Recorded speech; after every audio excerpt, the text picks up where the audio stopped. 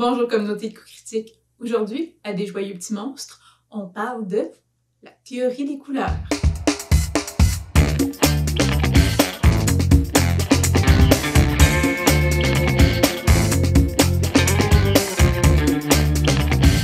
Aujourd'hui, ça va être une vidéo plus théorique, donc on va apprendre à marcher pour pouvoir courir la semaine prochaine en appliquant la théorie des couleurs à la peinture de figurines. Donc, au menu, on va parler des cercles chromatiques et des couleurs primaires. On va parler des trois principales caractéristiques des couleurs, dont la teinte, la clarté et la saturation. On va parler de la température, donc la chaleur des couleurs.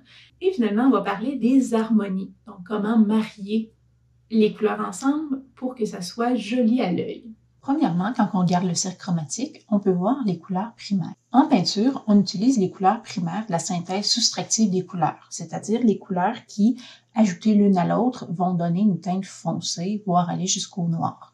Versus une synthèse additive des couleurs, c'est quand on additionne les couleurs une à une, on va vers le blanc plutôt que le noir. Donc à ce moment-là, les couleurs primaires sont le jaune, vert, bleu. Donc les couleurs primaires pour la peinture, les couleurs, le cercle chromatique traditionnel, on utilise le jaune, le bleu et le rouge.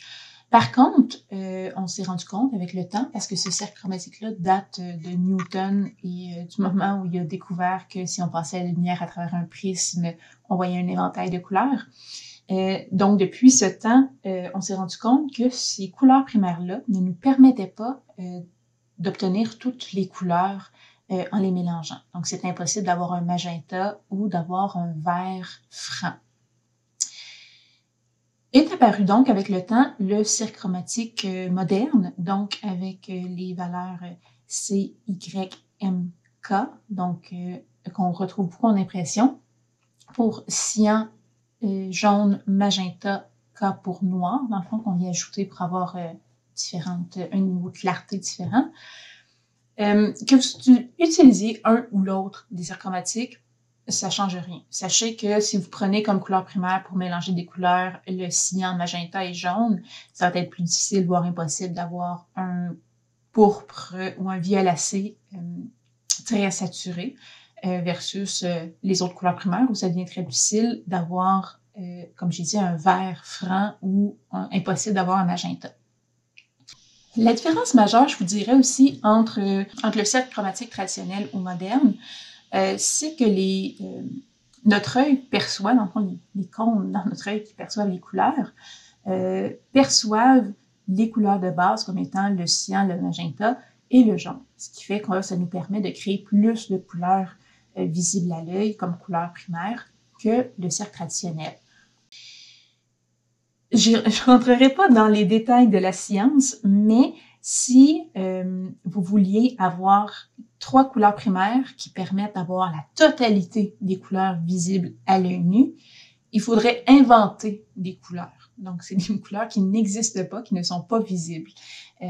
Comme je dis, on ne rentrera pas dans la science des couleurs inventées ou des couleurs imaginaires. Mais voilà, donc c'est impossible d'avoir un cercle chromatique parfait avec des couleurs primaires parfaites. Il y en a toujours qui vont être exclus. L'idée, c'est de vous munir quand même des couleurs de base. Donc, vous pouvez avoir un bleu, un jaune, un magenta et un cyan pour avoir une plus grande palette si vous voulez vous-même créer vos couleurs. Le principe des couleurs primaires, c'est qu'on peut les mélanger et ça va donner la totalité des couleurs possibles sur notre cercle chromatique. Donc, si on mélange le jaune et le bleu, on obtient le vert, le bleu et le rouge, on obtient le violet, et le rouge et le jaune, on obtient le orange. C'est ce qu'on appelle les couleurs secondaires. Si on mélange une couleur secondaire avec une couleur primaire qui l'a créée, on obtient une couleur tertiaire, donc le jaune orangé, le vert jaune. Donc, cette notion-là de couleur primaire, secondaire et tertiaire devient particulièrement utile quand vous voulez modifier vos couleurs, quand vous voulez mélanger vous-même des teintes pour obtenir une teinte que vous n'avez pas en peinture. Donc, il existe une panoplie de couleurs des différentes compagnies, mais à un moment donné, ça peut coûter cher. Donc, si vous voulez vous mélanger vous-même vos peintures pour avoir les teintes que vous souhaitez avoir, c'est une notion intéressante et utile à avoir. Ou sinon, c'est juste pour quand vous désirez faire des dégradés, quand vous désirez éclaircir des couleurs, ça peut être utile aussi de comprendre ça. Et finalement, le cercle chromatique est utile quand on va commencer à faire des harmonies pour avoir des couleurs harmonieuses sur notre figurine. Ensuite, quand on parle des 3 caractéristiques des couleurs, on va parler de la teinte, de la clarté et de la saturation. Donc, la teinte distingue les sensations colorées. On va parler donc du bleu, du vert, du jaune, du rouge, etc. Les teintes pures, donc qui correspondent à une seule longueur d'onde, donc on va parler monochromatique, là, sont réparties sur la plus grande partie de la circonférence du cercle. Donc, c'est des couleurs qui ne sont pas altérées, ni en termes de luminosité, ni en termes de saturation. En fait, c'est celles qui sont le plus saturées. Donc, le pourtour du cercle, on va retrouver l'ensemble des couleurs du spectre visible, du rouge jusqu'au violet, et un dégradé dans le fond de pourpre qui correspond entre le violet et le rouge pour terminer le cercle. La deuxième caractéristique liée aux couleurs, c'est la clarté. Donc, ça caractérise l'intensité lumineuse perçue par l'œil. On se contente en général de la valeur relative noire et blanc, donc habituellement c'est 0 pour noir, donc absence de luminosité, et 100 pour blanc, donc totalement lumineux.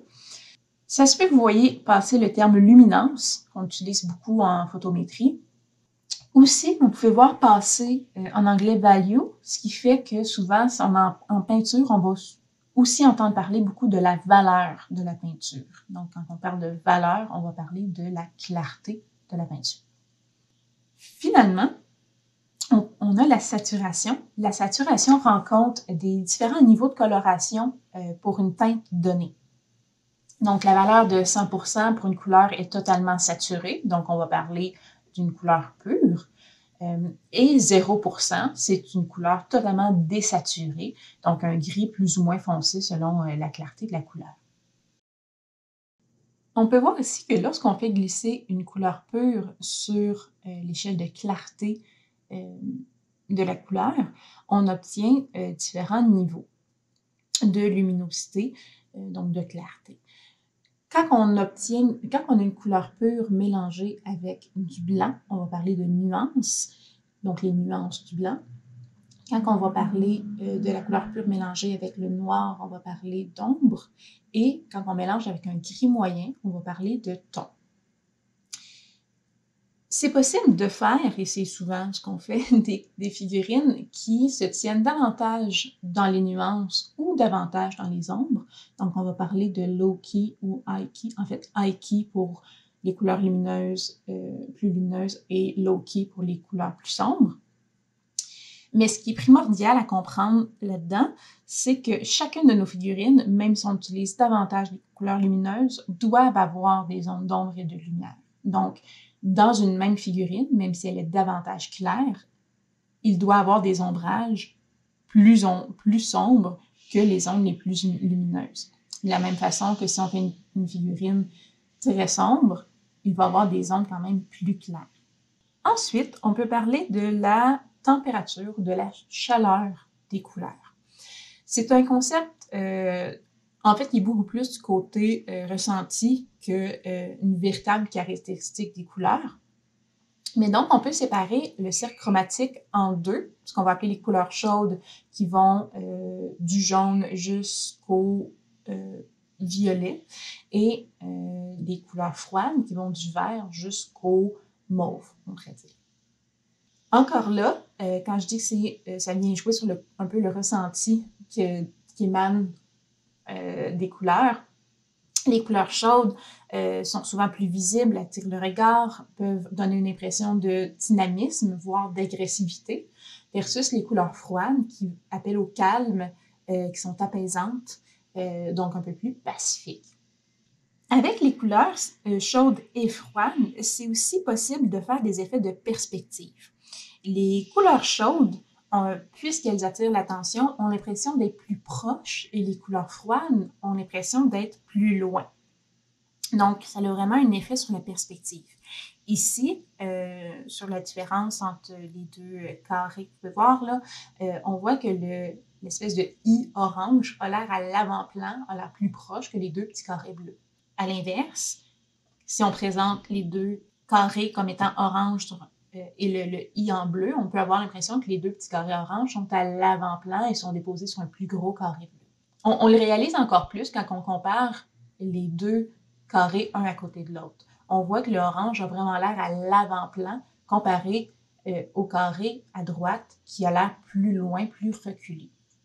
Encore là, cette notion-là, une fois qu'on la maîtrise, ou du moins qu'on en est conscient, peut être utile lorsqu'on veut faire ressortir quelque chose de notre figurine. C'est aussi cette idée-là qui amène le fait de mettre des couleurs plus chaudes, du moins qui attirent davantage le regard, vers les zones qu'on veut qui sont importantes de notre figurine.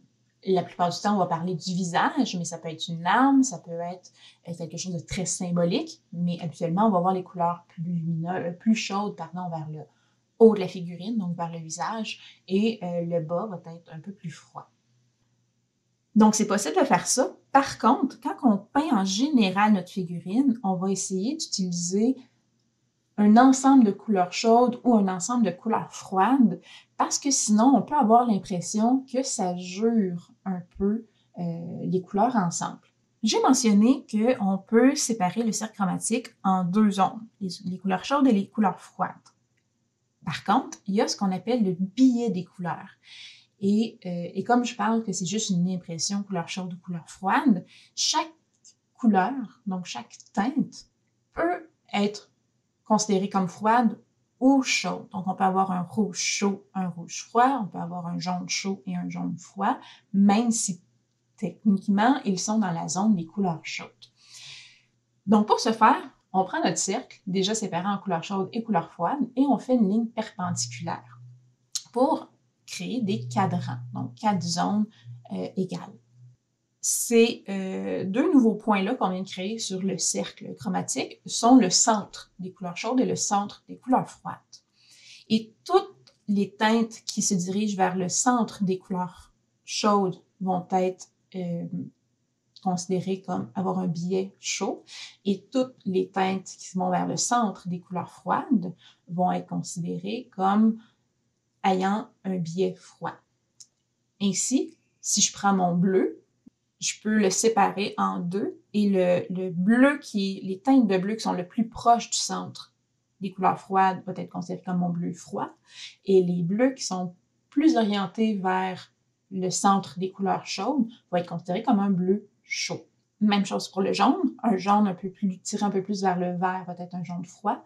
Un jaune un peu plus orangé va être un jaune chaud. Pour le rouge, un rouge carmin, un rouge un peu plus orangé ou très clair, du moins, il va être un rouge chaud, et un rouge qui a un peu plus de bleu à l'intérieur. Donc, on pense par exemple à un rouge vin ou un rouge sang, va être le rouge froid. Donc, comprendre que chacune de ces couleurs-là, chacune de nos couleurs, en fait, peut avoir un biais froid ou un biais chaud, peut nous aider à créer de plus belles harmonies. Finalement, il nous reste à parler des harmonies. Très utile justement quand on va avoir une figurine qui est agréable à l'œil. Les harmonies, c'est une combinaison de couleurs, dans le fond, qui deviennent intéressantes et qui vont bien ensemble, qui créent un équilibre dans les couleurs qu'on met sur la figurine. Donc voilà, merci de votre écoute pour cette vidéo beaucoup plus théorique que d'habitude.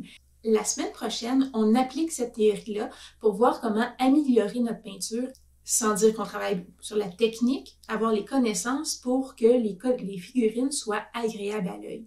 Comment appliquer ces notions-là d'harmonie, comment jouer avec les couleurs chaudes et les couleurs froides pour créer des ambiances, comment utiliser les couleurs pour créer des ombrages et des zones lumineuses plutôt que le blanc et le noir. On va voir tout ça pour se donner des petits trucs pour améliorer notre pratique la semaine prochaine. Donc sur ce, je vous dis, si vous voulez pas manquer cette vidéo-là, beaucoup plus pratique sur comment appliquer la théorie, cliquez en dessous la petite cloche, abonnez-vous, manquez absolument rien de ce qu'on fait. Aussi, vous pouvez nous suivre sur Facebook, suivre sur Instagram. Si vous aimez ce qu'on fait, vous voulez nous encourager, vous pouvez vous abonner sur Patreon. Vous allez avoir tout ce qu'on fait en avance et avec quelques petites exclusivités. Donc voilà. Merci d'avoir écouté la vidéo. On se revoit la semaine prochaine. Bye!